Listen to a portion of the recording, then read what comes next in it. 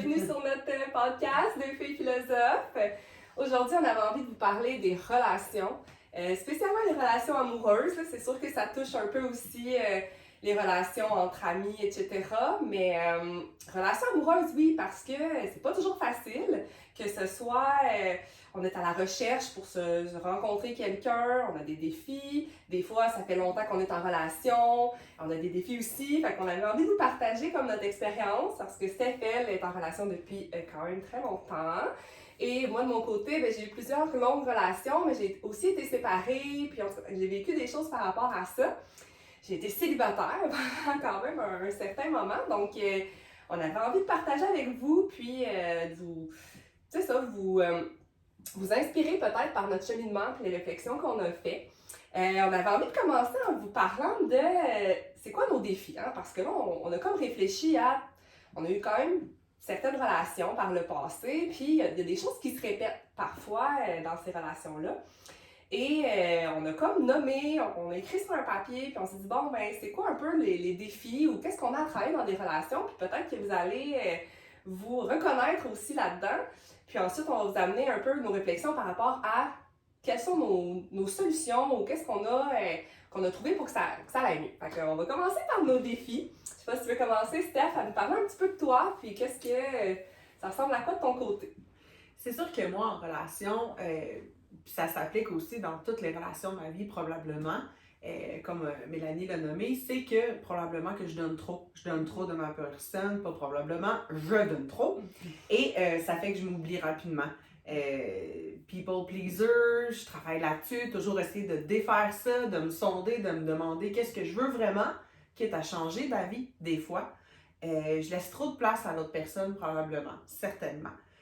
J'ai peur le pourquoi de ça, c'est probablement que j'ai peur de perdre les gens. C'est en lien avec ma blessure d'abandon, qui est comme ma plus à vif dans les 5 blessures. Alors quand on se connaît un peu, on sait un peu celle à travailler. Et certainement pour moi, c'est la blessure de l'abandon. Et ma responsabilité là-dedans, c'est d'arriver à mettre mes limites, à prendre ma place aussi. À prendre ma place dans une relation. De me donner beaucoup, beaucoup d'amour, de passer du temps de qualité avec moi, les 5 langages de l'amour envers moi. Peut-être moins à donner aux autres, les gens que j'aime autour, mais d'en garder pour moi aussi, de cette énergie-là finalement. Je trouve ça intéressant parce que tu nommes la blessure de l'abandon, puis juste parce que peut-être que vous ne connaissez pas ça, mais il y a quand même des écrits là-dessus qui disent qu'il y aurait 5 grandes blessures en fait. Donc, la première étant la blessure de l'abandon, il y a la blessure du rejet, la blessure de l'injustice, l'humiliation et la trahison. Dans le fond, la théorie un peu dit que quand on a vécu ces blessures-là, bien souvent on va fonctionner, probablement un genre de mécanisme de défense un peu, on se met un masque pour éviter de revivre cet abandon-là. Fait que souvent, ou le rejet, ou peu importe, fait que la blessure de l'abandon, bien, ça va être le masque de la dépendance affective. Fait que ces gens-là, pour éviter de se faire abandonner, vont être super dépendants de l'autre personne pour essayer que ça leur réarrive pas finalement, mais des fois, on dirait que ça va peut-être créer un petit peu ça aussi, c'est ce que je remarque. Ensuite, la blessure du rejet, à ce moment-là, quelqu'un qui a peur d'être rejeté va mettre son masque de fuyant. Fait que pour éviter, ça c'est ma blessure à moi quand même, pour éviter d'être rejeté, avant d'être rejeté, la personne va fuir. Fait que ça me ressemble un peu. Ensuite, la blessure d'injustice, qui est aussi une blessure importante de mon côté, ces gens-là vont mettre le masque d'être rigide. Fait que dans le fond, ça fonctionne de cette façon-là, puis ils vont pas sortir de ça. Puis même moi, j'ai l'impression que ça paraît dans mon corps que je suis rigide, tellement ça me prend plus de flexibilité, mais la rigidité pour éviter cette injustice-là. Ensuite, la trahison, le masque de la trahison, ça va être le contrôle. Fait que pour pas être trahi, les personnes vont avoir tendance à contrôler énormément. Et la dernière, l'humiliation, pour pas être humiliés, ils vont être durs sur eux-mêmes. C'est le masque du sadomasochisme. Bref, donc ça c'était juste un peu parce que je voulais faire du pouce là-dessus, vu que Steph a Si vous voulez en savoir plus là-dessus, il y a un livre qu'on a beaucoup aimé, Les 5 blessures, puis il y a même comment arranger ou travailler sur nos 5 blessures. C'est Lise Bourbeau. C'est Lise Bourbeau, exact. Voilà, on pourra aller voir ça, mais effectivement, fait que des fois, de connaître cette blessure-là aussi, ça fait qu'on réalise qu'il y a certaines choses qu'on fait puis qui sont un petit peu en lien avec ça. Fait que vous irez peut-être voir ça, je pense que c'est vraiment des lectures intéressantes, vous irez voir sur Internet. Je trouve ça bien parce que c'est ça, je pense qu'il y a des gens qui vont se reconnaître peut-être dans ce que Steph elle vient de dire par rapport à elle, qu'est-ce qu'elle vit, puis la façon qu'elle est en relation, tout ça. Moi, c'est sûr, je suis un petit peu différente, mais on se ressemble aussi sur beaucoup de points. Moi, quand j'ai regardé au niveau de mes relations par le passé, c'est sûr que on dirait que j'avais tendance à... premièrement, je suis très influençable. J'ai été toujours très influençable dans ma vie.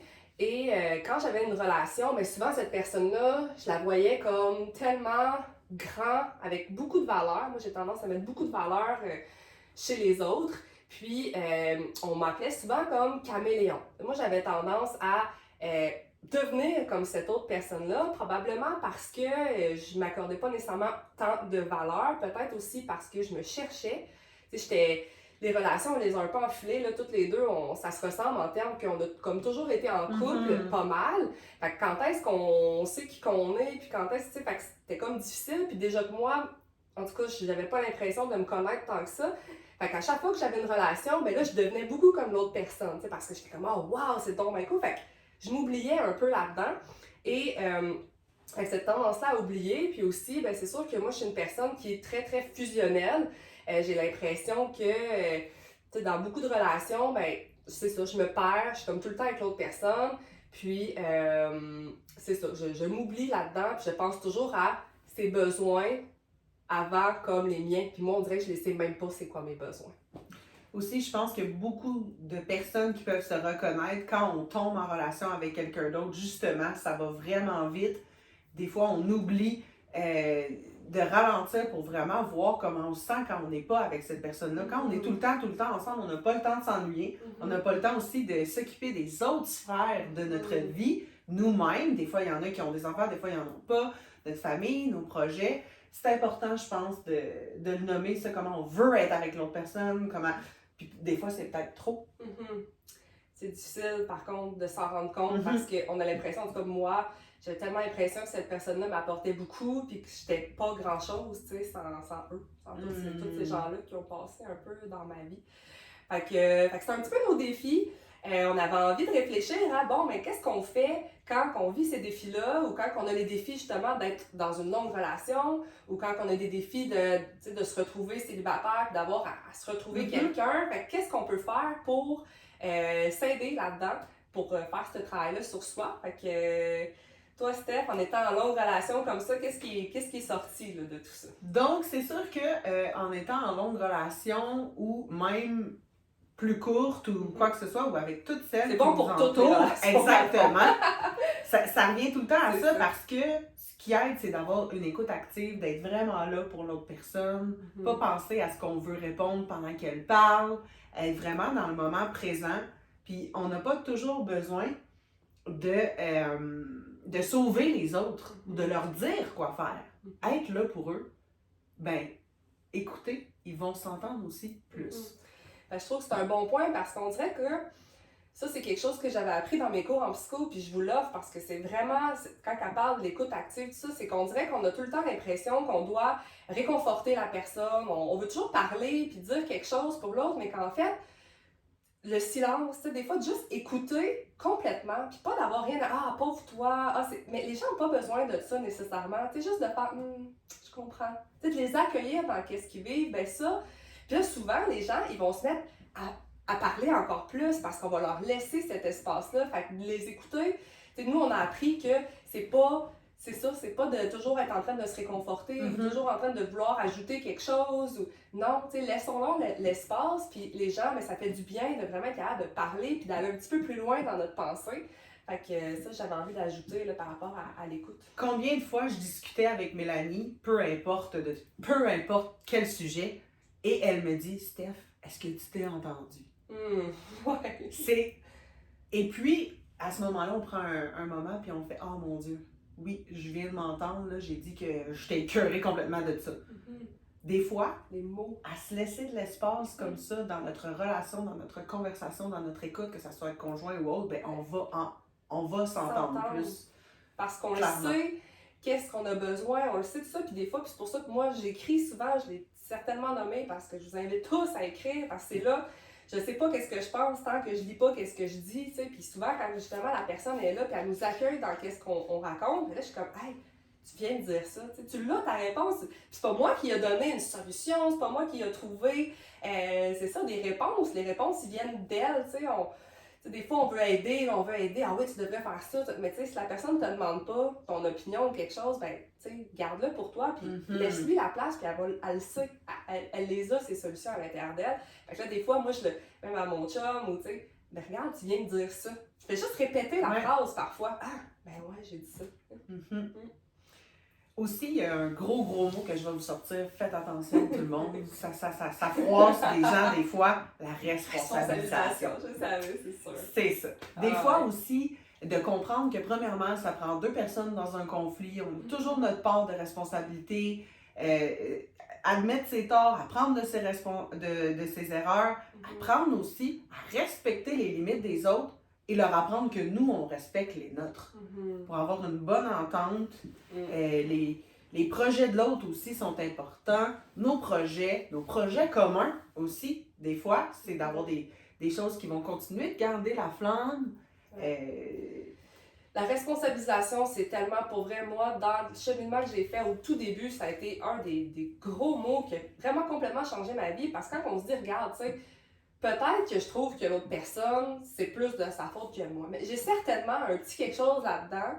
Puis on dirait que ça fait qu'on a tendance à moins blâmer les autres, à porter moins de jugement. Tu sais, juste se dire, regarde, même si c'est minime, il y a sûrement quelque chose qui, lui, ça l'a trigger, j'appelle, que ça l'a choqué, ou il y a quelque chose à l'intérieur de lui, mais c'est moi qui ai dit ça, tu sais. Fait que c'est vraiment pour vrai de réfléchir, puis de penser qu'on a toujours peut-être un petit quelque chose aussi à faire, puis pas de se sur-responsabiliser, c'est tout de ma faute. Non, mais de laisser l'espace à ben oui, peut-être. C'est ça, puis c'est même pas nécessairement juste dans des conflits, mais exemple, vous êtes à l'école, vous avez fait un examen, vous avez échoué, c'est toujours de même, le prof il est dur à corriger. Non, des fois peut-être que nous-mêmes, on n'a pas passé assez de temps à se préparer, on n'a pas réalisé le travail en amont. On a tout le temps de responsabilité dans des situations où de prendre ce temps-là et de le nommer, de s'excuser, de parler au jeu, tout ça, ça fait du bien, ça aide dans n'importe quelle relation, ça c'est certain.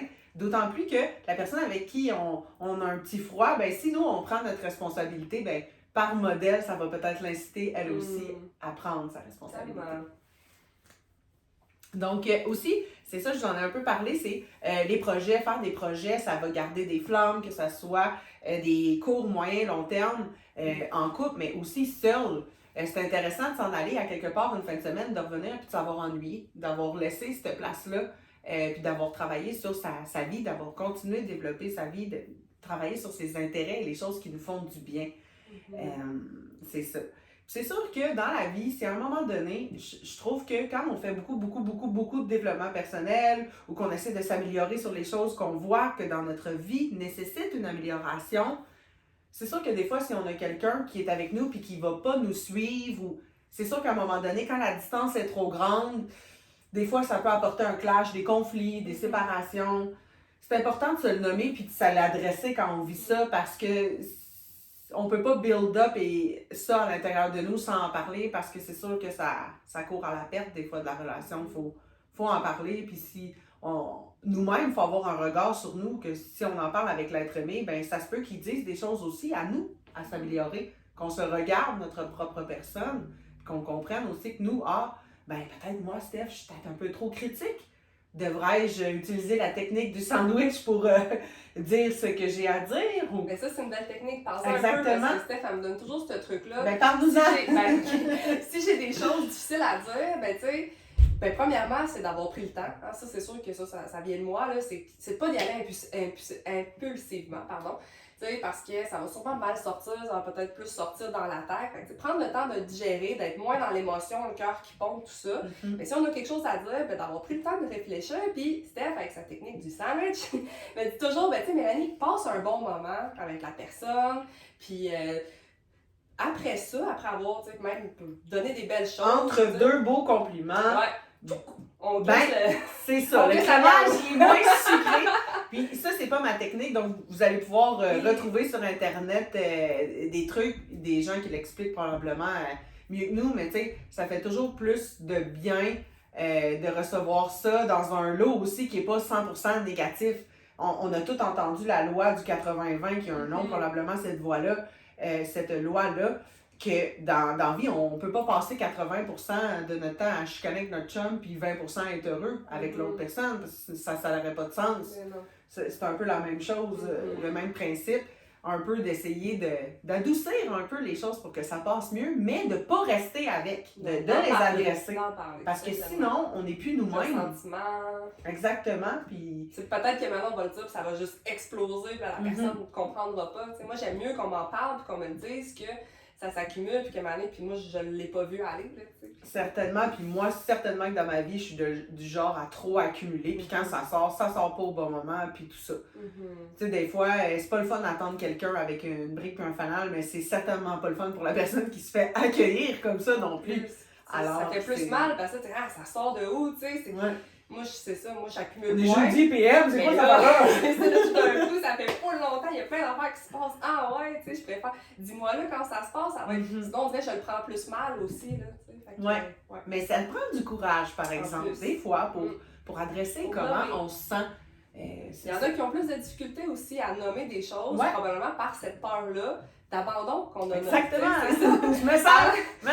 Moi, je suis moins comme ça, mais c'est ça, tu sais, j'ai pas les mêmes peurs nécessairement. Exactement. Là, tu sais, c'est ça. C'est sûr qu'aussi, je voudrais vous rassurer dans le sens que les 5 blessures, on les a toutes à l'intérieur de nous, comme un peu les 5 langages de l'amour ou quoi que ce soit, mais probablement à des différents niveaux.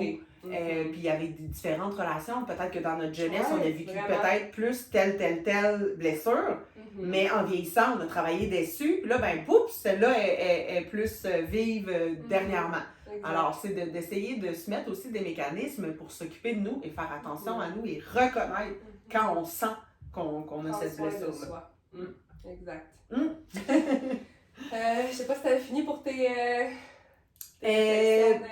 il y avait une autre idée que j'avais eue aussi, puis c'était même pour moi. Moi, je voulais améliorer ça de ma propre personne, c'est d'apporter plus de légèreté, plus d'humour. Plus d'amour aussi, c'est sûr.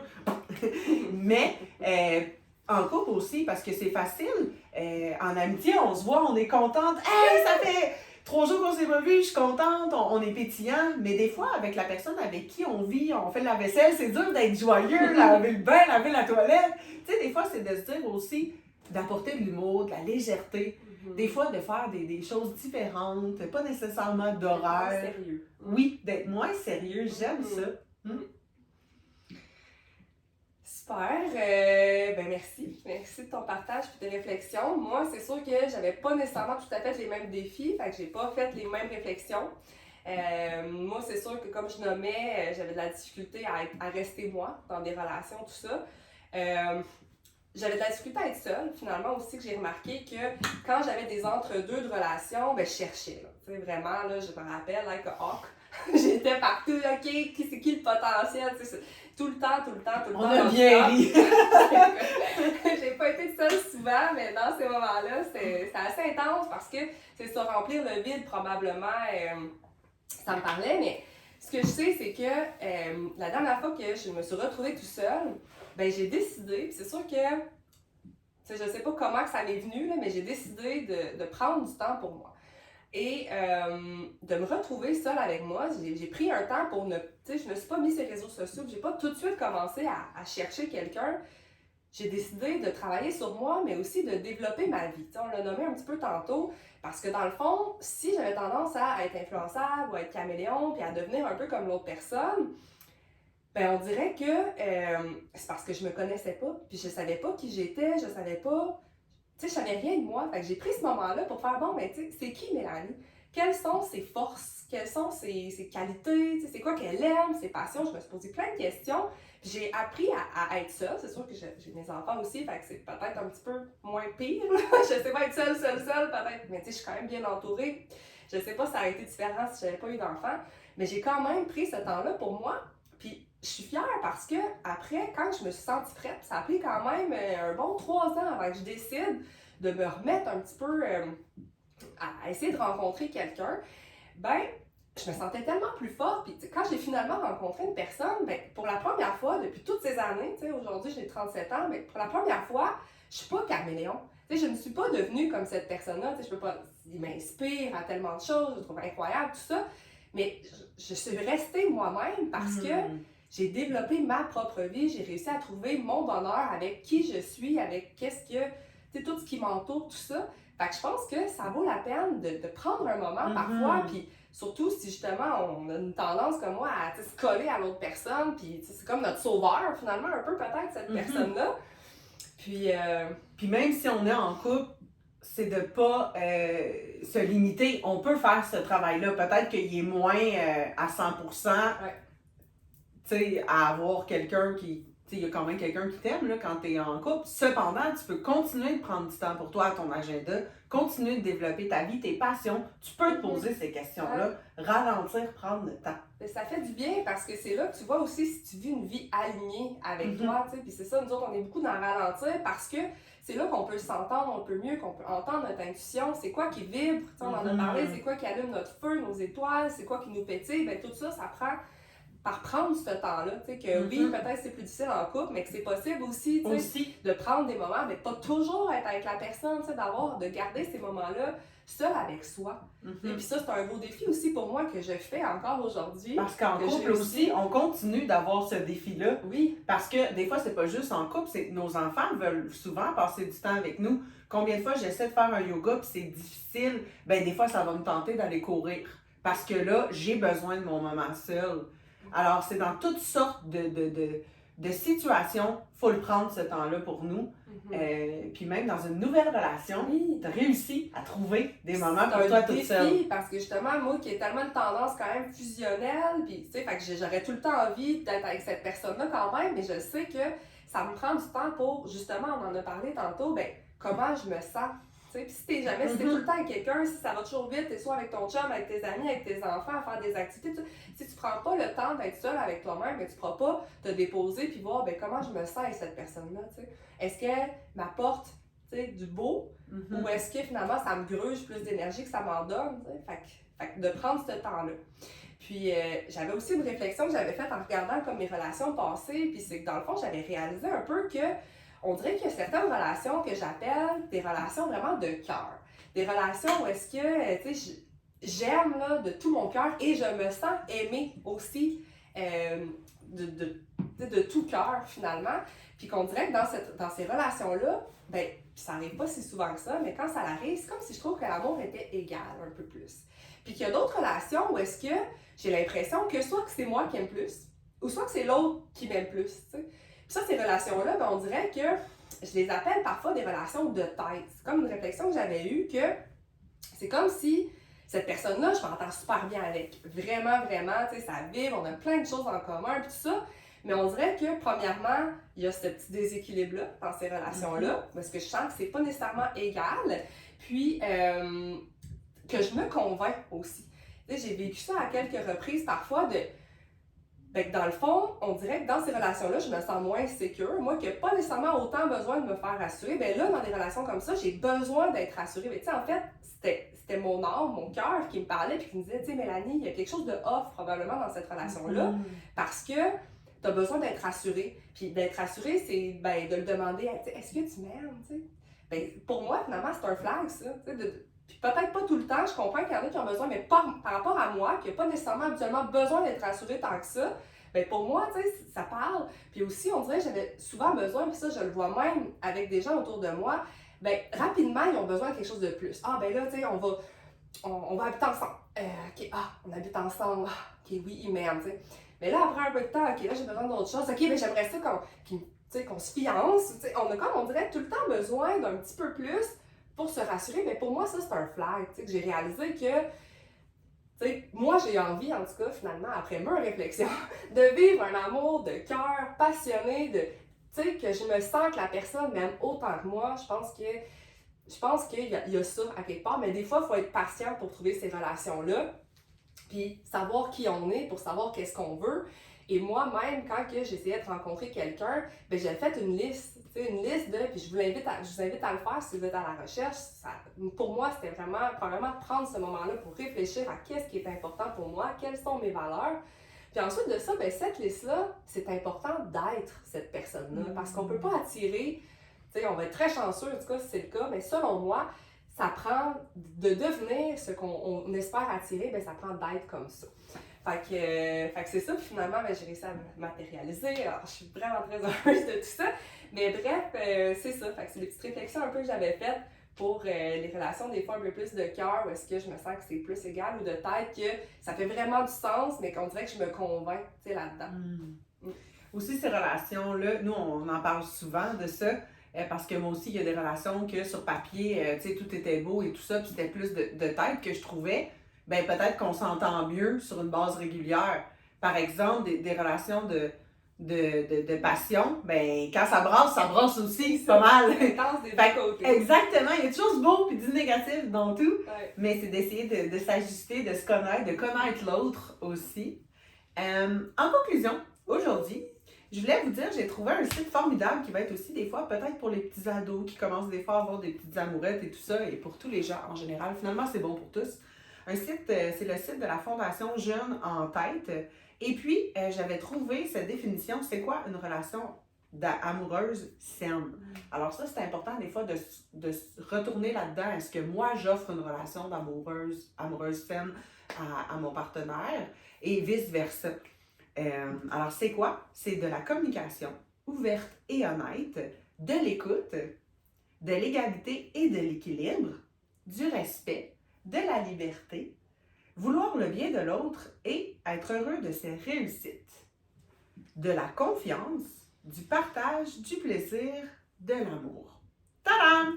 Ça conclut à merveille notre podcast. Merci. Et puis si vous avez des commentaires, quoi que ce soit, écrivez-nous, ça va nous faire plaisir de répondre. Oui, merci. Merci. À bientôt.